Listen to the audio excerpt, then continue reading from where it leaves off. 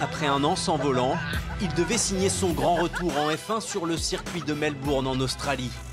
Mais le 13 mars dernier, 2 heures avant les premiers essais, pour Esteban Ocon et l'ensemble des acteurs de la F1, le coup près tombe. Le début de la saison est reporté. Les éléments se déchaînent hein, pour que je ne revienne pas en Grand Prix, mais c'est différent ce coup-là. L'année dernière, voilà, j'étais quand même plus stressé de tout ça.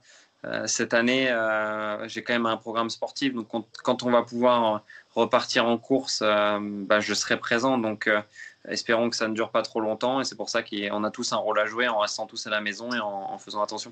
Son confinement, Esteban a décidé de le vivre auprès des siens en Normandie. Chez lui, dans l'Eure, il enchaîne seul, chaque jour, footing et séances de musculation. Pour la technique de course, il s'en remet aux jeux vidéo et aux compétitions en ligne.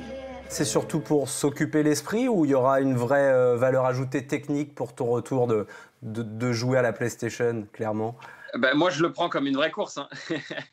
Vu qu'il n'y a pas de vraie course en ce moment, je suis très, très compétitif. Donc, je pense que à force de rouler et à force de pousser ses limites, même si c'est du virtuel, il y a toujours quelque chose qu'on peut tirer de tout ça. Donc, non, c'est clair que ça m'aide. Piloter à tout prix, même quand il s'agit de se détendre grâce à ses voitures radiocommandées. Une parenthèse à durée indéterminée qui n'empêche pas le Normand d'être dans les starting blocks. Demain, si on doit reprendre, moi je suis prêt. Hein. Non, ça, il n'y a pas de souci, j'ai rien arrêté en tant que préparation, en tant qu'information avec l'équipe. On s'appelle très souvent, malgré qu'il ne se passe rien. Je reste au courant de tout ce qui se passe. Si ça doit reprendre demain, je suis prêt.